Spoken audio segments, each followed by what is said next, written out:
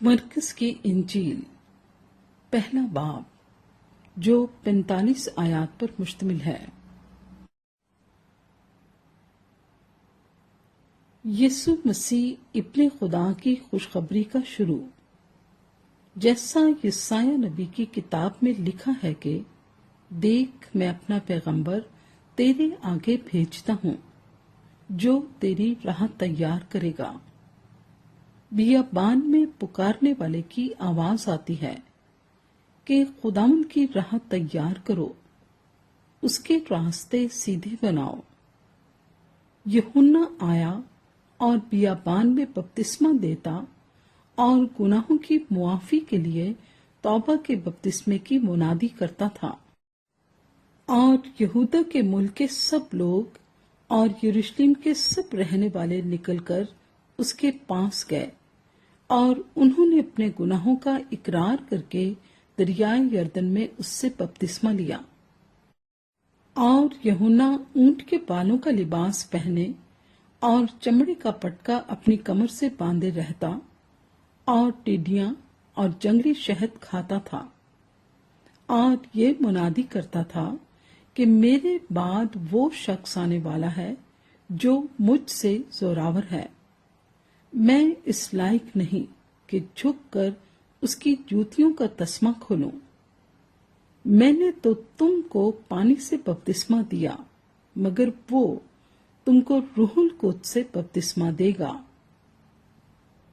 اور ان دنوں ایسا ہوا کہ یسوع نے گلیل کی ناصرت سے آ کر یردن میں یوحنا سے بپتسمہ لیا، اور جب وہ پانی سے نکل کر اوپر آیا تو فی الفور اس نے آسمان کو پھٹتے اور روح کو کبوتر کی مانند اپنے اوپر اترتے دیکھا، اور آسمان سے آواز آئی کہ تو میرا پیارا بیٹا ہے، تجھ سے میں خوش ہوں۔ اور فی الفور روح نے اسے بیابان میں بھیج دیا، اور وہ بیابان میں 40 دن تک شیطان سے آزمایا گیا، اور جنگلی جانوروں کے ساتھ رہا کیا، اور فرشتے اس کی خدمت کرتے رہے۔ پھر یوحنا کے پکڑوائے جانے کے بعد یسوع نے گلیل میں آ کر خدا کی خوشخبری کی منادی کی اور کہا کہ وقت پورا ہو گیا ہے اور خدا کی بادشاہی نزدیک آ گئی ہے۔ توبہ کرو اور خوشخبری پر ایمان لاؤ۔ اور گلیل کی جھیل کے کنارے کنارے جاتے ہوئے اس نے شمعون اور شمعون کے بھائی اندریاس کو جھیل میں جال ڈالتے دیکھا، کیونکہ وہ ماہی گیر تھے۔ اور یسوع نے ان سے کہا، میرے پیچھے چلے آؤ تو میں تم کو آدم گیر بناؤں گا۔ وہ فی الفور جال چھوڑ کر اس کے پیچھے ہو لیے، اور تھوڑی دور بڑھ کر اس نے زبدی کے بیٹے یعقوب اور اس کے بھائی یوحنا کو کشتی پر جالوں کی مرمت کرتے دیکھا۔ اس نے فی الفور ان کو بلایا، اور وہ اپنے باپ زبدی کو کشتی پر مزدوروں کے ساتھ چھوڑ کر اس کے پیچھے ہو لیے۔ پھر وہ کفرنہوم میں داخل ہوئے، اور وہ فی الفور سبت کے دن عبادت خانے میں جا کر تعلیم دینے لگا، اور لوگ اس کی تعلیم سے حیران ہوئے، کیونکہ وہ ان کو فقیہوں کی طرح نہیں بلکہ صاحب اختیار کی طرح تعلیم دیتا تھا۔ اور فی الفور ان کے عبادت خانے میں ایک شخص ملا جس میں ناپاک روح تھی۔ وہ یوں کہہ کر چلایا کہ اے یسوع ناصری، ہمیں تجھ سے کیا کام؟ کیا تو ہم کو ہلاک کرنے آیا ہے؟ میں تجھے جانتا ہوں کہ تو کون ہے، خدا کا قدوس ہے۔ یسوع نے اسے جھڑک کر کہا، چپ رہ اور اس میں سے نکل جا۔ پس وہ ناپاک روح اسے مڑوڑ کر اور بڑی آواز سے چلا کر اس میں سے نکل گئی، اور سب لوگ حیران ہوئے اور آپس میں یہ کہہ کر بحث کرنے لگے کہ یہ کیا ہے؟ یہ تو نئی تعلیم ہے۔ وہ ناپاک روحوں کو بھی اختیار کے ساتھ حکم دیتا ہے اور وہ اس کا حکم مانتی ہیں، اور فی الفور اس کی شہرت گلیل کی اس تمام نواحی میں ہر جگہ پھیل گئی، اور وہ فی الفور عبادت خانے سے نکل کر یعقوب اور یوحنا کے ساتھ شمعون اور اندریاس کے گھر آئے۔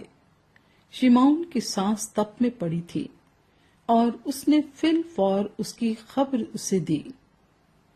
اس نے پاس جا کر اور اس کا ہاتھ پکڑ کر اسے اٹھایا، اور تب اس پر سے اتر گئی، اور وہ ان کی خدمت کرنے لگی۔ شام کو جب سورج ڈوب گیا تو لوگ سب بیماروں کو اور ان کو جن میں بدروحیں تھیں اس کے پاس لائے، اور سارا شہر دروازے پر جمع ہو گیا، اور اس نے بہتوں کو جو طرح طرح کی بیماریوں میں گرفتار تھے اچھا کیا، اور بہت سی بدروحوں کو نکالا، اور بدروحوں کو بولنے نہ دیا کیونکہ وہ اسے پہچانتی تھیں۔ اور صبح ہی دن نکلنے سے بہت پہلے وہ اٹھ کر نکلا اور ایک ویران جگہ میں گیا اور وہاں دعا کی، اور شمعون اور اس کے ساتھی اس کے پیچھے گئے۔ اور جب وہ ملا تو اس سے کہا کہ سب لوگ تجھے ڈھونڈ رہے ہیں۔ اس نے ان سے کہا، آؤ ہم اور کہیں آس پاس کے شہروں میں چلیں تاکہ میں وہاں بھی منادی کروں، کیونکہ میں اسی لیے نکلا ہوں۔ اور وہ تمام گلیل میں ان کے عبادت خانوں میں جا جا کر منادی کرتا اور بدروحوں کو نکالتا رہا۔ اور ایک کوڑی نے اس کے پاس آ کر اس کی منت کی اور اس کے سامنے گھٹنے ٹیک کر اس سے کہا، اگر تو چاہے تو مجھے پاک صاف کر سکتا ہے۔ اس نے اس پر ترس کھا کر ہاتھ بڑھایا اور اسے چھو کر اس سے کہا، میں چاہتا ہوں تو پاک صاف ہو جا۔